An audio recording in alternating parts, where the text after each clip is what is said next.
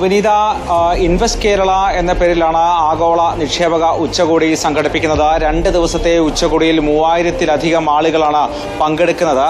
എന്തായാലും കേരളത്തിലേക്ക് സംരംഭകരെ ആകർഷിക്കുക എന്ന ലക്ഷ്യത്തോടുകൂടി കൂടുതൽ നിക്ഷേപം കൊണ്ടുവരിക എന്ന ലക്ഷ്യത്തോടു കൂടിയാണ് വിദേശ പ്രതിനിധികളടക്കം പങ്കെടുക്കുന്ന ഈ പരിപാടി സംഘടിപ്പിക്കുന്നത്. ഇതിൽ UAE ധനമന്ത്രിയുണ്ട്, ബഹ്റിൻ വ്യവസായ മന്ത്രിയുണ്ട്, രാജ്യത്തെ പ്രമുഖരായ വ്യവസായികളുണ്ട്, അതോടൊപ്പം തന്നെ വിദേശ പ്രതിനിധികളുണ്ട്, അതോടൊപ്പം കേന്ദ്ര സംസ്ഥാന മന്ത്രിമാരൊക്കെ തന്നെ പങ്കെടുക്കുന്നുണ്ട്. മാത്രവുമല്ല, ഈ ഉച്ചകോടിയുടെ ഏറ്റവും പ്രധാനപ്പെട്ട പ്രത്യേകത ഇതിൽ പ്രതിപക്ഷവും സഹകരിക്കുന്നുണ്ട് എന്നുള്ളതാണ്. നേരത്തെ വ്യവസായ വകുപ്പുമായി ബന്ധപ്പെട്ട് അവരുടെ നേട്ടങ്ങളുമായി ബന്ധപ്പെട്ട് ഭരണപക്ഷം ഉയർത്തിയ പ്രഖ്യാപനങ്ങൾ, അതിനെതിരെ അഭിപ്രായ വ്യത്യാസങ്ങളടക്കം പ്രതിപക്ഷം ഉയർത്തിയിരുന്നു. എന്നാൽ അതിനിടയിലാണ് ഈ ഉച്ചകോടി നടക്കുന്നത്. പക്ഷേ ഉച്ചകോടിയിൽ പൂർണ്ണമായും സഹകരിക്കുകയാണ് പ്രതിപക്ഷം. ഇന്ന് VD സതീശൻ പ്രതിപക്ഷ നേതാവ് അടക്കം ഈ പരിപാടിയിൽ പങ്കെടുക്കുകയും ചെയ്തിട്ടുണ്ട്. എന്തായാലും വിവിധ സെഷനുകൾ ഇപ്പോൾ നടന്നുകൊണ്ടിരിക്കുകയാണ്. ആകെ 2 ദിവസം നീണ്ടു നിൽക്കുന്ന ഈ പരിപാടിയിൽ ആകെ 30 സെഷനുകളാണ് ഉള്ളത്. ഇതിൽ ഈ കേരളത്തിലെ ഇത്തരത്തിലുള്ള സംരംഭകർക്കുള്ള സാധ്യതകൾ, അതോടൊപ്പം തന്നെ പ്രതിസന്ധികളൊക്കെ തന്നെ ചർച്ച ചെയ്യും. മുഖ്യമന്ത്രിയും 2 ദിവസം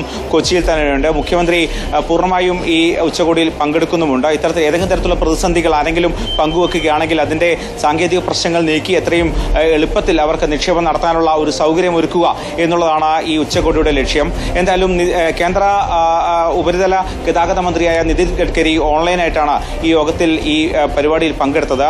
ഈ പരിപാടിയിൽ പങ്കെടുക്കുമ്പോൾ താൻ പുതിയ ചില പ്രഖ്യാപനങ്ങൾ നടത്തുന്നു എന്ന് പറഞ്ഞുകൊണ്ടാണ് അദ്ദേഹം ഇത്തരത്തിൽ കേരളത്തിന്റെ റോഡ് വികസനത്തിന് വേണ്ടിയുള്ള പദ്ധതികൾ പ്രഖ്യാപിച്ചത്. ആകെ 31 പുതിയ പദ്ധതികളാണ് കേന്ദ്ര സർക്കാർ പ്രഖ്യാപിച്ചിരിക്കുന്നത്. അതിൽ ഏറ്റവും പ്രധാനം പാലക്കാടിനെ വടക്കൻ കേരളവുമായി ബന്ധിപ്പിക്കുന്ന 5 പദ്ധതികൾ പ്രഖ്യാപിച്ചിട്ടുണ്ട്. പാലക്കാട് മലപ്പുറം ദേശീയപാത 4 വരിയാക്കാൻ വേണ്ടി 10,840 കോടി രൂപ നീക്കിവെക്കും. അങ്കമാലി കുണ്ടന്നൂർ ബൈപ്പാസ് നിർമ്മാണത്തിന് 6,500 കോടി രൂപയുടെ പദ്ധതി.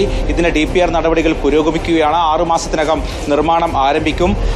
തിരുവനന്തപുരം ഔട്ടറിംഗ് റോഡ് പദ്ധതിക്ക് 5,000 കോടിയുടെ പാക്കേജും മന്ത്രി പ്രഖ്യാപിച്ചിട്ടുണ്ട്. പദ്ധതിയുടെ ഭാഗമായി 62.7 കിലോമീറ്റർ ദൂരമാണ് വികസിപ്പിക്കുക. 5 മാസത്തിനുള്ളിൽ നിർമ്മാണ പ്രവൃത്തികൾ ആരംഭിക്കാൻ കഴിയുമെന്നും മന്ത്രി പറയുന്നുണ്ട്.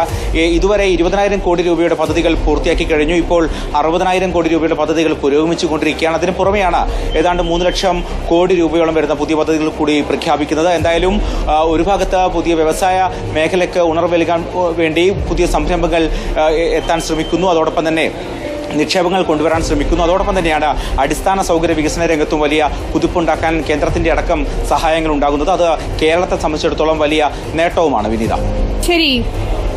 അർജുൻ മട്ടൻ.